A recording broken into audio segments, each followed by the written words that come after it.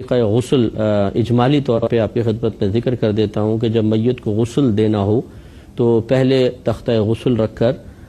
کوشش کریں کہ اس کو دھونی دے دی جائے، یعنی اگربتی سلگا لیں اور کوئی ایک شخص اس کے چاروں طرف 3 بار 5 بار یا 7 بار اس طرح خوشبو دھونی دے دے تو یہ باعث برکت ہوتا ہے، مستحب عمل ہے، اور پھر وہ اگربتی وہیں لگا دیں تاکہ ماحول خوشبودار ہو جائے۔ اس کے بعد مردے کو لٹائیں، اور یہ اصول یاد رکھیں کہ جس طرح زندہ آدمی کا ستر دیکھنا حرام ہوتا ہے،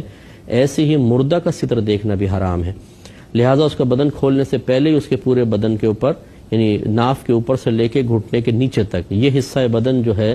مرد کا نہیں دیکھ سکتا اور عورت کا نہیں دیکھ سکتی ہے، اس پر ایک موٹی چادر ڈال دی جائے اور پھر اس کے کپڑے اس طرح اتارے جائیں کہ قمیص تو اتار دی، اس کے بعد جو شلوار ہے اس پہ ستر پہ بالکل نظر نہ پڑے اور اس کو اتار دیا جائے۔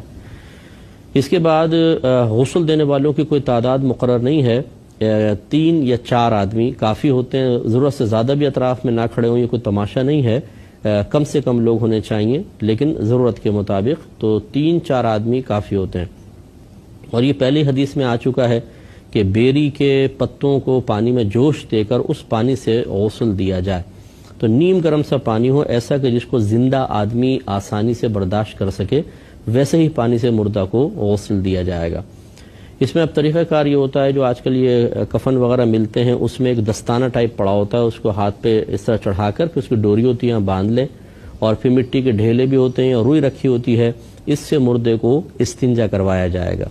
یعنی جائے شرم کے اوپر وہ کپڑا پھیرا جائے گا۔ عموماً نکلتا کچھ بھی نہیں ہے کیونکہ جسم خشک ہو جاتا ہے اور اعضاء اب کام کرنا چھوڑ دیتے ہیں، دماغ کام کرنا چھوڑ دیتا ہے، لہٰذا عموماً کچھ نکلتا نہیں ہے، پھر بھی اگر ہو تو بہرحال اس کو صاف کیا جائے گا، اور اس میں دیکھنا نہیں ہوگا، بس ویسی چادر کنچے سے استنجا وغیرہ کروا دیا جائے گا۔ اس کے بعد پھر سب سے پہلے میت کو وضو کروایا جائے گا۔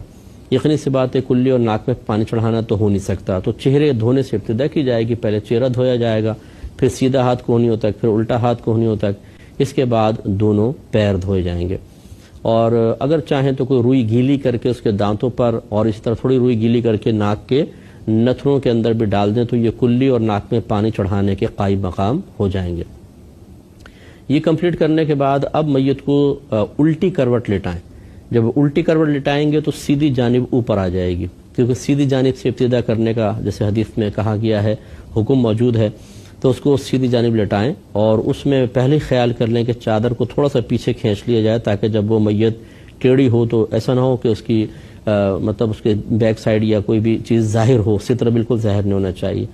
اور سیدھی جانب کر کے پھر پانی سر سے لے کر پیر تک پورے پانی کو، پورے ٹخنوں تک پانی کو بہائیں، بلکہ پاؤں کے ناخن تک بہائیں، اور اس کے بعد پھر الٹی جانب کو اس طرح سر سے لے کر پاؤں تک بہائیں۔ وضو کے بعد بعض جگہ یہ بھی لکھا ہے کہ اس کے چہرے کو، سر کے بالوں کو دھو لیں، تو یہ آپ اس میں بھی کر سکتے ہیں، پہلے بھی کر سکتے ہیں، اس طرح پورے بدن پر پانی بہہ جائے گا۔ جب سیدھی جانب پانی بہائیں تو تھوڑا ہاتھ اٹھا کے بغل میں پانی ڈالیں، اور ستر کے مقام پر یقیناً چادر ہے لیکن اس چادر کو جو مددگار ہوں تھوڑا سا اٹھا کر اندر اندازے سے اتنا پانی ڈالیں کہ یقین ہو جائے کہ تمام اعضاء پر پانی بہہ گیا ہے۔ اسی طریقے سے پھر الٹی جانب اس کے اوپر کریں اور سر سے لے کر پاؤں تک پانی بہائیں۔ اس کے بعد میت کو آہستہ سے بٹھائیں، اگر وہ اکڑی ہوئی نہ ہو، ویسے تو لاش اتنی اکڑ جاتی ہے کہ بیٹھتی نہیں ہے، لیکن اگر نیا مردہ ہو بالکل اور فوری طور پہ غسل دیا جائے تو پھر وہ بیٹھ بھی جاتا ہے، اور آہستگی سے اس کے پیٹ کو دبائیں، آہستگی سے، اگر کچھ ہو نکلے تو پھر اس کو دھو دیں۔ پورے غسل کا اعادہ، پورے غسل کو دوبارہ لوٹانا کوئی لازم نہیں ہے، اور عموماً نکلتا کچھ نہیں ہے تو سنت پوری کرنے کے لیے اس طرح کر لیں۔ اور اب ایک بار پورے بدن پر، سر کے بالوں سے لے کر پاؤں کے ناخن تک ایک بار کافور ملا پانی ڈالنا سنت کریمہ ہے، جیسے کہ حدیث میں بھی تھا اور آگے بھی آئے گا۔ اور یہ کافور کی ٹکڑیاں اسی کفن کے ساتھ ہی مل جاتی ہیں، سفید سفید کلر کی ہوتی ہیں، اس کو اچھی طرح ہاتھوں سے پیس کر اسے پانی میں گھول لیں، پورا مکس تو نہیں ہوتا، ڈلی ڈلیاں چھوٹی چھوٹی رہ جاتی ہیں، لیکن بہرحال خوشبو بہت اچھی ہو جاتی ہے، اور سر سے لے کر پاؤں تک پھر اس پانی کو ایک دفعہ پورا بہائیں گے، تو یہ بس غسل کمپلیٹ ہو گیا۔ اور اس کے بعد کپڑے وغیرہ سے خشک کر کے اب کفن پہنایا جاتا ہے۔ مرد کے لیے 3 کپڑوں کا کفن ہوتا ہے اور عورت کے لیے 5 کپڑوں کا. یہ سنت ہے. مرد کے لیے 3 کپڑے، عورت کے لیے 5 کپڑے. لیکن اگر مرد کے کپڑے کم ہیں تو 2 کپڑے بھی کافی ہیں، اور 2 بھی نہ ہوں تو پھر 1 کافی ہے، ایک بڑی چادر میں اس کو لپیٹ دیا جائے. اور عورت کے لیے 5 کپڑے ہوتے ہیں کفن کے، اور ان کو پھر پہنایا جاتا ہے. تو یہی بس تمام تھوڑی سی چیزیں ہیں، اور باقی پوری تفصیل تو اب یہاں پر چونکہ میں حدیث سے ذکر کر رہا ہوں، یہ فقہی جو پروگرام ہے اس میں آپ ملاحظہ کرتے رہیں تو انشاءاللہ آپ کو اور مزید تفصیل بھی حاصل ہو جائے گی. دیتے ہیں باب الثیاب البیض للکفن، کفن کے لیے سفید کپڑا، اس کا باب. حضرت عائشہ صدیقہ رضی اللہ تعالی عنہا اس کے راویہ ہیں، اور حدیث نمبر ہے 1264. وہ بیان کرتی ہیں کہ رسول اللہ صلی اللہ علیہ وسلم کو 3 سفید سوتی کپڑوں میں کفن دیا گیا جو یمنی سحولی روئی سے بنے ہوئے تھے. اس میں قمیص تھی، نہ امامہ تھا، یہ نہ سلا و لباس نہیں تھا، نہ امامہ تھا. 3 کپڑوں میں نبی کریم صلی اللہ علیہ وسلم کو کفن دیا جو یمنی ایک سحولی روئی کہلاتی تھی، اس سے تیار کردہ کفن تھا جو سرکار کو دیا گیا. تو یہ میں نے پہلے بھی وضاحت ایک دفعہ کی تھی کہ سفید کفن دینا مستحب ہوتا ہے. نبی کریم صلی اللہ علیہ وسلم نے ارشاد فرمایا تم سفید کپڑے پہنو اور اپنے مردوں کو سفید کپڑوں میں ہی کفناؤ. لیکن یہ حکم استحبابی ہے، یعنی ایسا نہیں ہے کہ کوئی واجب ہو، تو لہذا کلرفل کپڑے بھی یوز کر سکتے ہیں، اگرچہ ہمارے یہاں اس کا رواج بالکل بھی نہیں ہے. اور جس چیز کا رواج نہ ہو وہ پھر نہ کیا جائے، ورنہ لوگ باتیں کریں گے اور عجیب و غریب پریشانی کا شکار ہو جائیں گے. ورنہ مختلف کلر کے کفن ہو سکتے ہیں، اور یہ ضرور ہے کہ قیمتی کفن ہونا چاہیے، بشرطے کہ وہاں پر کفن چور وغیرہ نہ ہوں، کیونکہ نبی کریم صلی اللہ علیہ وسلم نے ارشاد فرمایا کہ اپنے مردوں کو قیمتی کپڑوں میں کفناؤ. اور ایک روایت میں ہے کہ ایسے علماء نے فرمایا کہ ایسے کپڑوں میں کفنانا چاہیے کہ جیسے وہ عید پر پہنتا تھا، یعنی قیمتی کپڑے. اور نبی کریم صلی اللہ علیہ وسلم کے فرمان ذی شان ہے کہ جس طرح زندہ لوگ ایک دوسرے پر اپنے کپڑوں کے سلسلے میں فخر کرتے ہیں، ایسے ہی مردہ بھی اپنے کفن پر دوسرے لوگوں کے سامنے فخر کرتا ہے. تو اس لیے اچھے کپڑے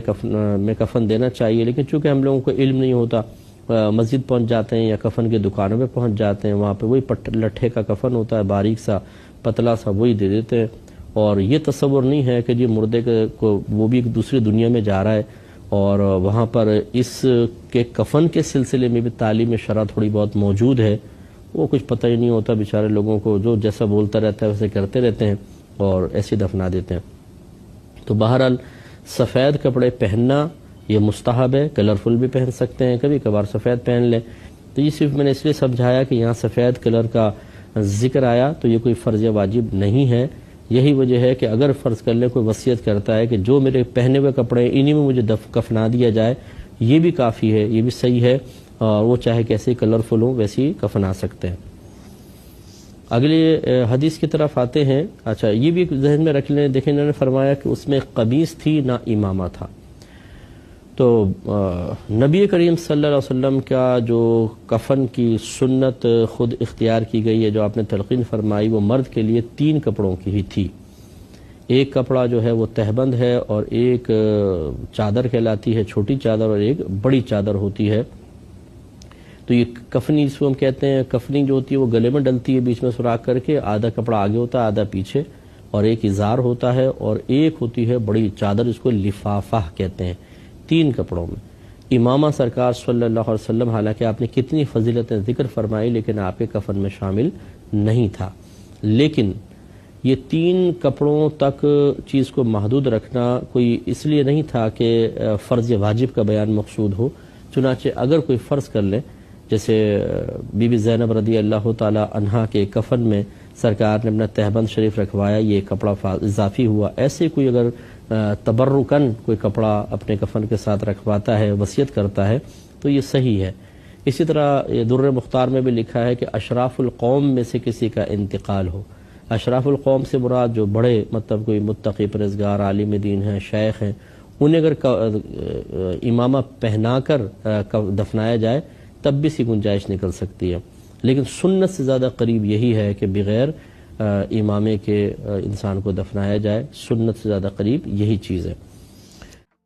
یہ بھائی نے فرمایا کہ کیا جنازے کی پچھلی صف میں سب سے زیادہ ثواب ہے؟ تو جی بالکل یہی لکھا ہے علماء نے احادیث کی روشنی میں کہ جنازے کی سب سے پچھلی صف میں زیادہ ثواب ہوتا ہے،